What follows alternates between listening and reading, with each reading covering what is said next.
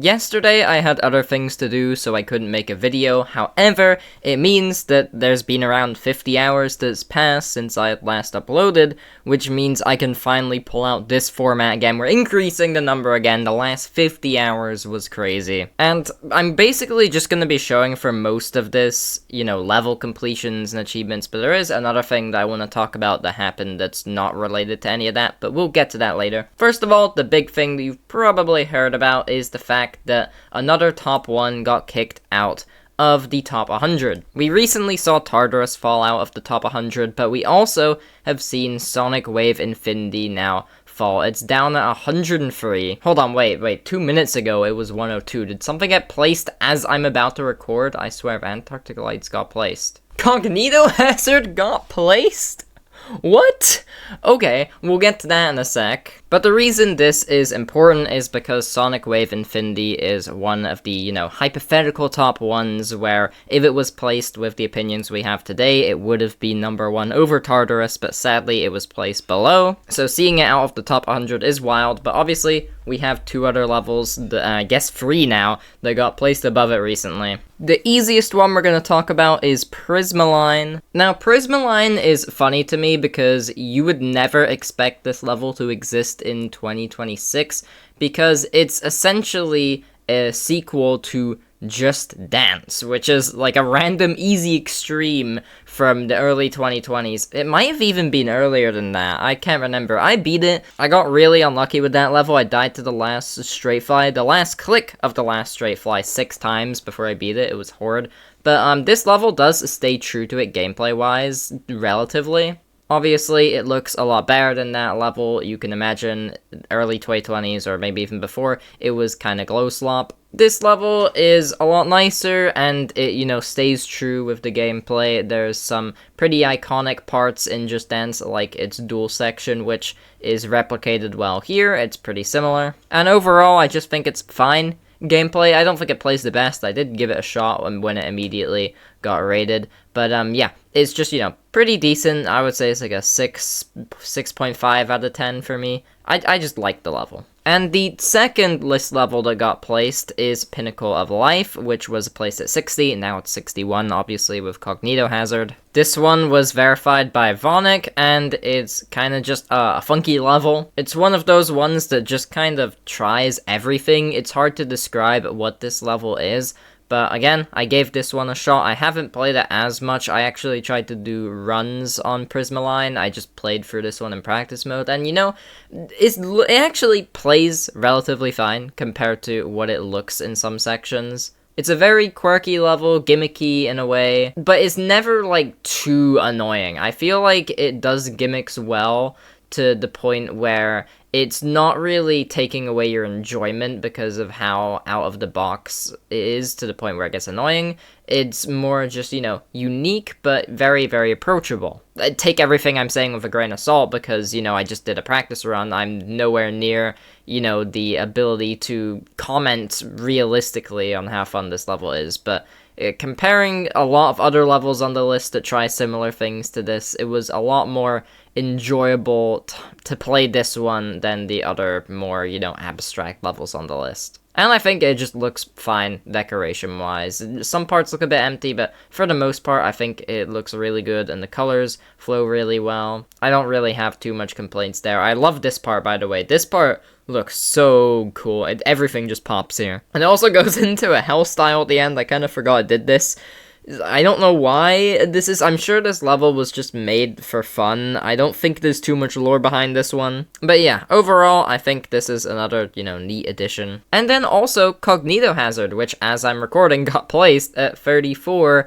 And, this is relatively expected. I have my own list I need to continue working on that ranks every single verified level, and I placed Cognito Hazard in between Base After Base and the Lightning Rod. And that sounds a bit bad considering how hard this is, getting it off by 4 spots. However, if you understand this level's, difficulty and the perception it has, you'll understand why that's, not necessarily the worst placement I've done. Because this was verified by WizKid, and just saying a level got verified by WizKid, you already probably have expectations on what this level, holds, and this has actually been pending for a while now. This was, rated and verified a decent bit ago, however, the Demon List just refused to place this because they didn't know where to place it. Personally, I think that's a bit dumb. Just give it your best guess and then, change it once more people have actual progress on it, but there's a reason no one's wanted to touch this level. It has, 2-player stuff, it has a bunch of spam, it has alternating sections, it has quirky gameplay, it's got memory, it's got basically every gimmick you can think of is used in this level, and unlike Pinnacle of Life, which we just talked about, which I think the gimmicks pretty well, this one, also for what it's trying to do, does it pretty well, because this level was actually built to be unbeaten. The whole point of this level was for no one to actually beat it, and it's done that job well, because I'm pretty sure WizKid currently is still the only victor. And that's probably why the gameplay probably sucks.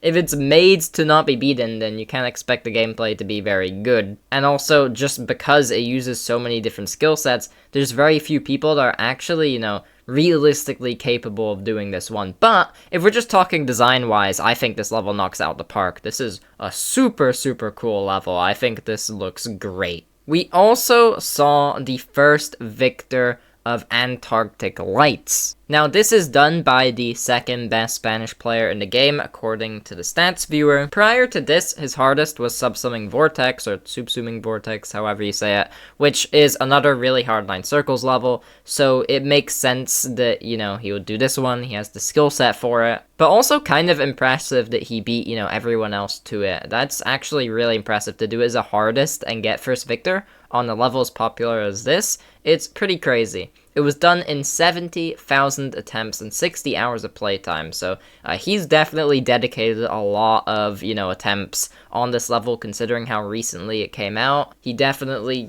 stuck his teeth in with it, and I'm very happy he was able to pull it off. And since he says it's a new hardest, he probably expects this to place above Subsuming. So it's at least going to be the second hardest 9 circles level. We'll see if it gets placed above Ultra Paracosm. It probably will. And also, he beat this level half naked, so, that's another thing. We also saw the verifier of Silent Acropolis, who is Hover, obviously, beat the true Innards / unnerfed Innards. Innards' history is very funny because it was pretty much a borderline medium demon that got buffed to super impossible level for the time, and then got nerfed down to a mid-extreme, which is where it's placed currently, and that is the rated version. However, this is the unnerfed version of it, which at the time was one of the hardest things ever done when it was actually verified. When it was done legit, it was one of the hardest unrated levels in the game, and currently, Hover was able to do it after just 4,000 to 5,000 attempts. And modern day standards, this level is around Firework difficulty, so he did a level at Firework difficulty in just 4 to 5k attempts. So it shows that he's definitely improving. He's definitely up there in contention with some of the better players in the game, and I can't wait to see him pull through with even bigger achievements like Silent Acropolis. When he verifies that, that is genuinely going to be, I feel like, the most hyped thing the community is looking forward to right now, besides Grief. And the gap between that and Grief is a very, very, very big, but I feel like this is the next closest thing that everyone's gonna be hyped for. I feel like there's harder stuff than the current Silent Acropolis that, is close to verified, but I feel like the hype for this one is pretty immense. And also, we have a bunch of really hard blast processing remakes that are getting made now that are finished. I don't know why. This is a trend, obviously set by Quantius Processing, and this one is Quantong Processing. I didn't know who made it, and yeah, I just saw the gameplay. It looked atrocious, so I was like, probably made by Kunakun, and who could have guessed? I was correct. That's the 3rd time I've done that.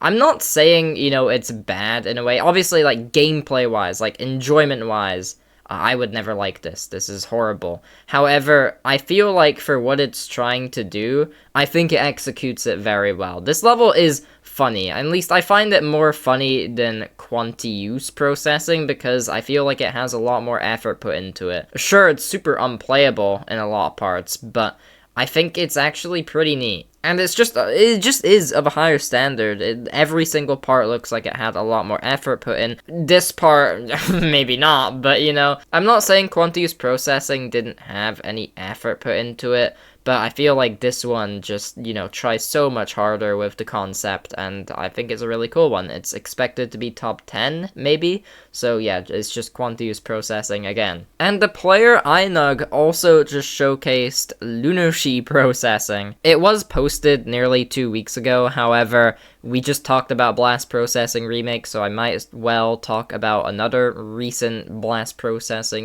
remake or remaster. And this is Lunashi processing, which it does a pretty similar thing to Quantum processing. It's just got a bunch of whack gameplay. This one stays a bit more true to the blast processing look, and while it does technically have a verifier, as in, a main person that's going to be trying dedicated to beat this, it is actually technically open verification, so this is one you can actually have a shot at. It's estimated to be top 40 to 50, and as you can see, it's a very gimmicky level, but it stays a lot more true to the original blast processing look, except the structures are a lot more detailed, and obviously you've got the shenanigans of whatever gameplay this is.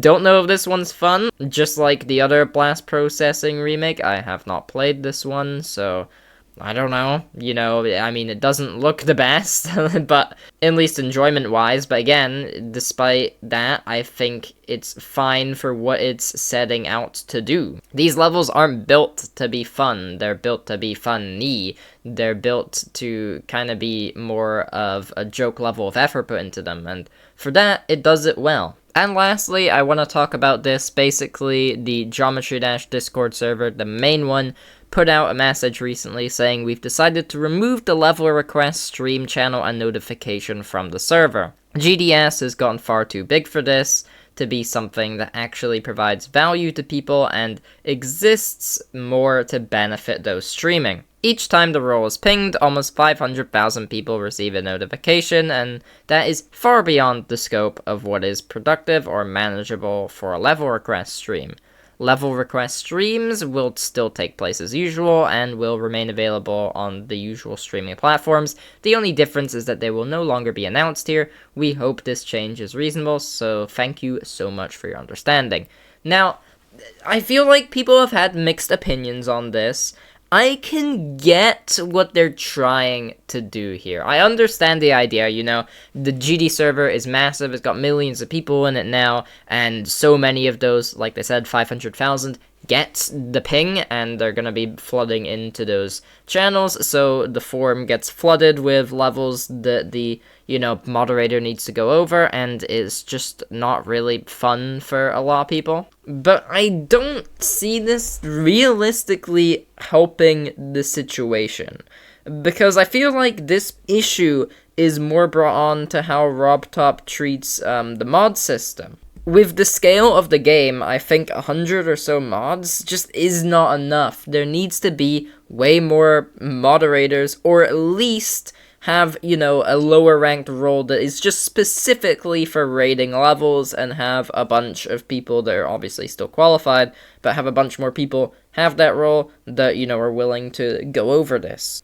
and actually look at all these levels, because 100 just isn't enough to go for. And as for this, announcement, the reason I don't think this is exactly gonna work is because all the people that are actually showing up to those live streams are people who genuinely think their level has a chance, because they know how many people are, submitting their level. So these are people that know that they have a shot to get the level rated. They know their level is rate-worthy to at least someone's standard. So, they're very dedicated to try and get this. A rating is one of, the most important things you can do in a GD career. Well, not important, but it's one of, the big things. I feel like most people strive to, be a list demon, or they strive to, just be an extreme.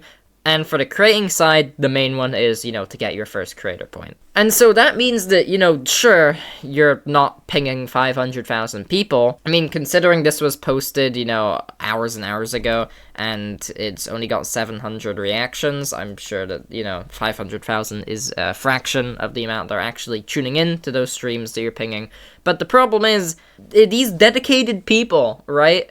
They're still gonna want to try and find ways to get their level rated, so instead of just being in this server, we're now forcing them to basically join 50 other servers that, are gonna ping for that individual mod. So they're joining the moderator servers to be notified when they specifically stream, so now instead of just having this one channel that, does it all, they now have to be in, 50 servers, which is, half the server limit. You can have 100 servers, I believe, that you can be a part of. I know that's a bit of an exaggeration. I'm sure people aren't gonna join 50 channels. Well, some will, but I'm sure not everyone. You get the idea here. It's not gonna lead to much of an effect because the people that are joining are the dedicated ones, so we're still gonna have the level requests get flooded.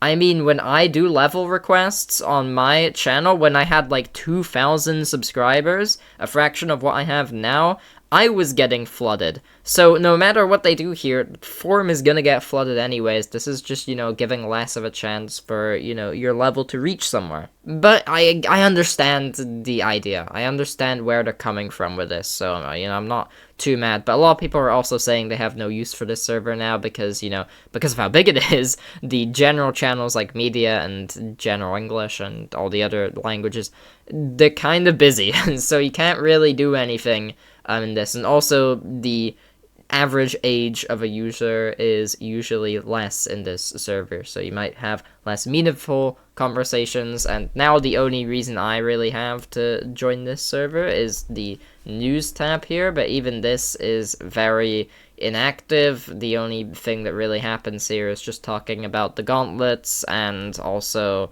the moderator statuses, if people get demoted or added to the team, but besides that, I'm not really using it for much. But that is all for today's video. Hope you enjoyed. Don't have much more to say. Hope you learned something that you didn't already know, and peace.